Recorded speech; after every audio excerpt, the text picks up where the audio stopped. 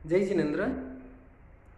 प्रवादी राज में आराधना भाग 6 हमने पहले 5 भागों में समझा है। जिन्होंने 5 भाग नहीं देखे तो आप एक बार 5 भाग को देखिए, आपको व्यवस्थित समझ में आएगा। अब छठे भाग के अंदर हमारा द्वार संख्या 8वें द्वार के अंदर हम क्या लेंगे? तपस्या द्वार, कि प्रतिदिन हम तपस्या कैसे करें। तपस्या 12 प्रकार की बताइए। तो 12 प्रकार में हमें क्या ध्यान में रखना कि जैसे अनशन, उपवास आदि करते हैं, हर कोई नहीं कर सके, इसलिए हमने अनशन को नहीं लेके जो करे वो बहुत उत्तम है। उनोद्री लिया कि उनोद्री के अंदर प्रतिदिन क्या करे, भूख से थोड़ा कम खावे। कम खाएंगे तो आलस्य नहीं आएगा, प्रमाद नहीं बढ़ेगा, तो धर्म ध्यान करने का ज़्यादा मन होगा। क्योंकि ग्रंथकार भगवान कथाओं में ऐसा वर्णन मिलता है कि इन पर्यूषण के दिनों में हमारा आयुष्य बंध का बहुत अधिक चांसेस रहते हैं कि इसमें अपना आयुष्य बंधे अगले भाव का।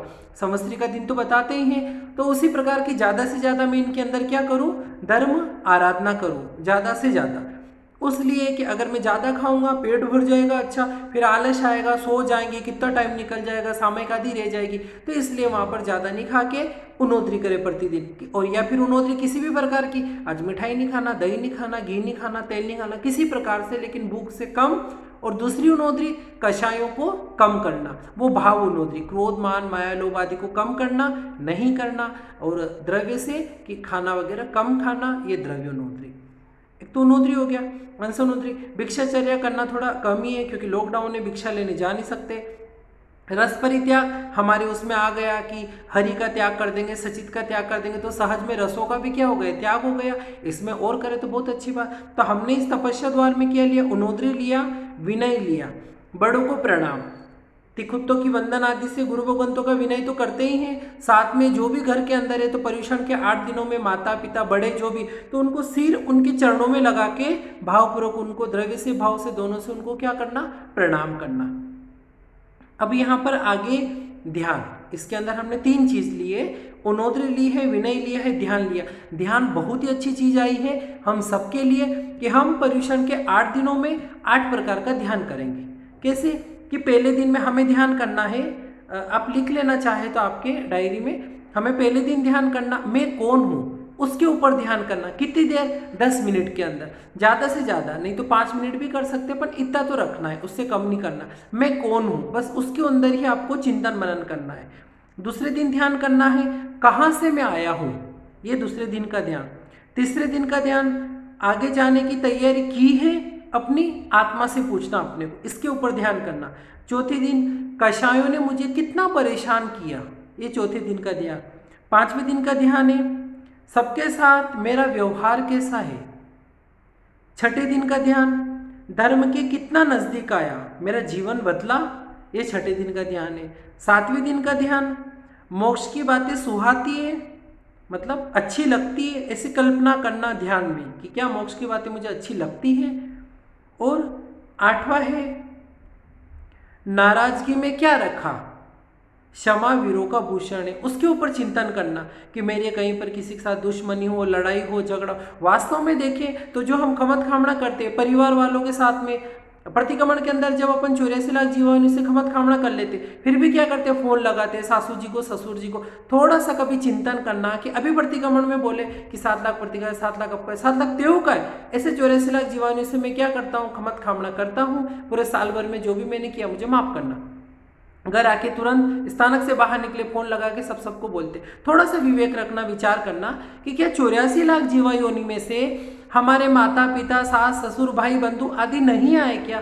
वो 14 लाख मनुष्यों में से अलग है क्या? थोड़ा सा चिंतन करना। तो इस प्रकार से कि मैं किसी के प्रति भी नाराज हूँ तो नाराजगी में क्या रखा है? क्षमा वीरों का भूषण है। उस प्रकार का 8वें दिन अपने को चिंतन करना है, जिससे भी वैर विरोध हो उसको मुझे क्या करना है? खमत खामड़ा करना। आगे जाके करूंगा, बिना गलती पे भी आगे होके मैं खमत खामड़ा करूंगा। यही मेरा सबसे बड़ा क्या रहेगा? संवत्सरी पर्व की क्षमा याचना रहेगी। और मुझे क्षमा याचना लोगों को बोलना है, मिच्छामि दुक्कडम नहीं। मिच्छामि दुक्कडम का अर्थ होता है कि मेरा पाप निष्फल हो। मैं किसी में सहज में बोलूँ कि भाई मिच्छामि दुक्कडम, मेरा पाप निष्फल हो।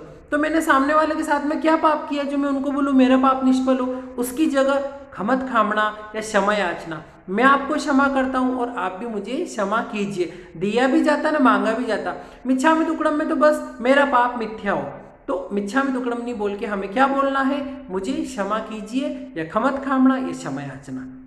ये हो गया हमारा 8वां तपस्या द्वार। इस प्रकार की अपने को क्या करनी है? तपस्या करनी है। अब हमारा 9वां द्वार। 9वें द्वार के अंदर प्रतिक्रमण। अब इसको अपने को बहुत अच्छी तरीके से समझना कि सबसे पहले तो मुझे प्रतिक्रमण आना चाहिए, नहीं आए तो 1-2 दिन के अंदर मैं तैयारी करके पूर्ण रूप से मैं प्रतिक्रमण करूंगा। दूसरा, प्रतिक्रमण क्या कब किया जाता? अधिकरण को छोड़ के उपकरणों के साथ में प्रतिक्रमण किया जाता। उपकरण सामायिक की जो पूंजनी, आसन, बैठका आदि, इनको उपकरण बोला, इनके साथ में प्रतिक्रमण किया जाता। अधिकरण के साथ नहीं। अधिकरण का अर्थ होता है शस्त्र। शस्त्र में हिंसा वगैरह सब कि जिससे जीव मरे वो सब शस्त्र है। अब मोबाइल में सुनेंगे तो वहां पर निरंतर तेवकाय की जीवों की हिंसा हो रही, तो धर्म तो अपना होगा ही नहीं, क्योंकि सुन सुन के बोल रहे खमत खामना खमत खामना, अपना धर्म होने वाला नहीं है। इसलिए मोबाइल पे मुझे प्रतिक्रमण को नहीं सुनना। साथ में कोई लिंक वगैरह रिकॉर्डिंग करके भेज दे उसको मैं सुनो लगा के रख दूंगा, मैं सामयिक कल्याण सुनता जा रहा हूँ, मिच्छामि दुक्कडम नहीं, ऐसा भी अपने को नहीं करना। तो फिर कैसा करना? लॉकडाउन है, कोई सुनाने वाला भी नहीं, हमें आता नहीं, तो सबसे पहले हर साल अपन सुनते हैं तो अपने को 1 साल में प्रतिक्रमण आ जाना चाहिए। फिर भी चलो नहीं आया तो इस साल क्या करें? एक ऐसी व्यवस्था बना ले कि कोई भाई करवाने वाला हो तो 4-5 जने एक घर पे इकट्ठे हो गए, या एक बिल्डिंग के 2-3 जने एक घर पे इकट्ठे हो गए, दूर दूर बैठ गए और पालन भी हो गया और किसी ने करवा दिया तो हमारा प्रतिक्रमण भी हो गया। यूं समझो कोई नहीं है, कोई करवाने वाला नहीं, अब हम क्या करें? हमारा तो प्रतिक्रमण ऐसे जाएगा। इससे अच्छा हम लाइट वगैरह चला के देख लेते पुस्तक में और कर लेते तो क्या बात है? लाइट हमारे घर की चल रही है, वो रूम की चल रही है, बाहर की चल रही है, ये सब क्या है? ये विकल्प अपन ढूंढते हैं, बाकी ये सब कोई उचित नहीं है। सोसाइटी की जो लाइट लग रही वो हमारे लिए भी लगाई जाती, क्योंकि हम भी सोसाइटी में। मेन रोड की लाइट लगती वो उस एरिया के लोगों के लिए, तो उस एरिया में हम भी आ गए। घर में अलग कमरे में तो उसमें अपन उजाल, तो वो कमरे में जो लाइट लगी वो हमारे लिए भी लगी है, तो इसलिए उसमें तो अपन देख नहीं सकते। अब करना क्या? आता ही नहीं है। तो सहज में अगर सूर्यास्त के पहले कभी करना जे मुझे तो देख के ही करना, विधि पूर्वक करना, तो सूर्यास्त से पहले 1 घंटा पहले बैठ गए और देखकर विधि पूर्वक प्रतिक्रमण कर लिया। व्यवस्थित प्रतिक्रमण तो नहीं कहलाएगा क्योंकि सूर्यास्त के बाद ही समष्टि प्रतिक्रमण होता है, लेकिन फिर भी उस समय कर लिया तो जितना मन को शांति तो मिली, जितनी आलोचना हुई उतनी समझ लेनी चाहिए। नहीं तो कि मुझे तो सूर्यास्त के बाद ही करना है लेकिन मुझे प्रतिक्रमण करना, तो भगवान क्या फरमाते? देख लिया, आसन वगैरह व्यवस्थित लेके सामयिक कर ली, करने के बाद जितनी पाठियां सामयिक की याद हो सामयिक की पाठियां बोल लो, जितनी प्रतिक्रमण की पाठियां हैं वो बोल लो, ऐसे करके मिच्छामि दुक्कडम दे लो, वो किन्हीं अंशों में वो प्रतिक्रमण हो जाएगा। साथ में वो भी मुझे तो नहीं आता है, फिर मैं प्रतिक्रमण कैसे करूँ? ना सामयिक ना बस हाँ ये सामयिक कर्मी बनते के पाठ से सामयिक आती है वो मैं ले सकता, मुझे प्रतिक्रमण का कुछ नहीं आता, कोई बात नहीं।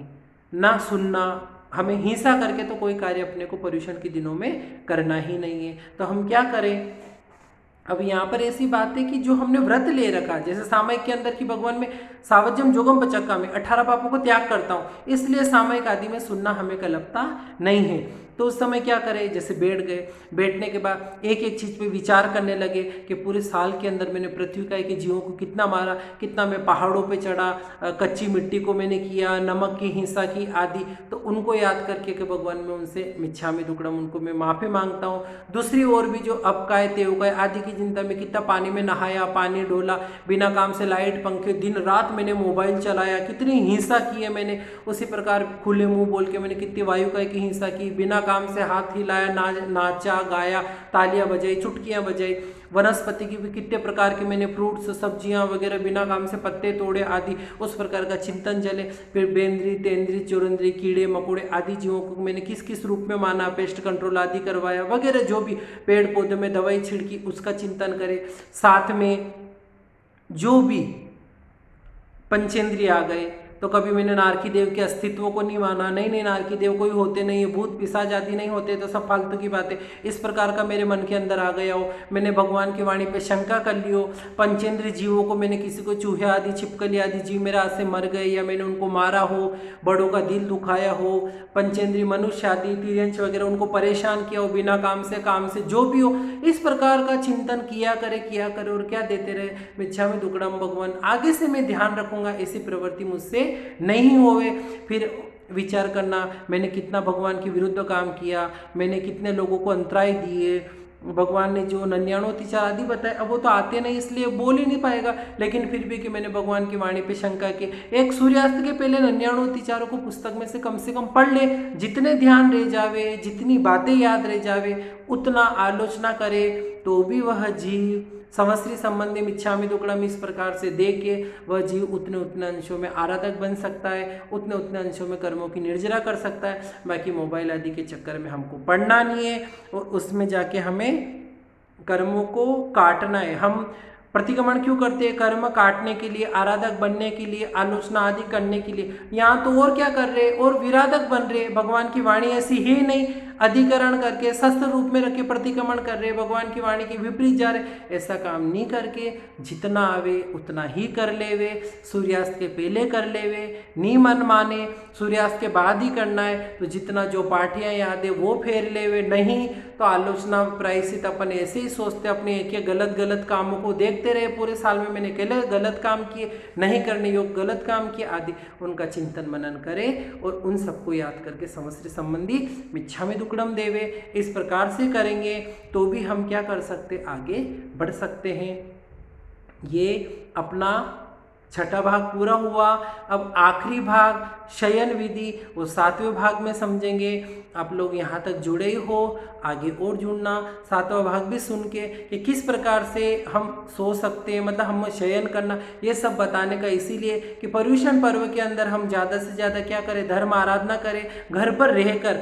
लोगों बहुत से भाई बहनों के मैसेज वगैरह आए थे, फोन आए थे कि एक आप ऐसा कुछ बता दो कि हम घर पे रह के भी क्या करें, ऐसा काम कर सके, नहीं तो घर पे क्या करेंगे, एकाध समय कर लेंगे फिर सो जाएंगे, कर जाएंगे। एक व्यवस्थित कुछ ऐसा बता दो कि हमारी ज़्यादा से ज़्यादा धर्म आराधना रहे। इसलिए एक ये छोटा सा प्रयास किया है, तो आपको पसंद आए तो आप दूसरों को भी बता सकते हैं। और आप 7वां भाग सुनिए, उसके अंदर अपन शयन विधि द्वार करते हैं। जय जिनेंद्र।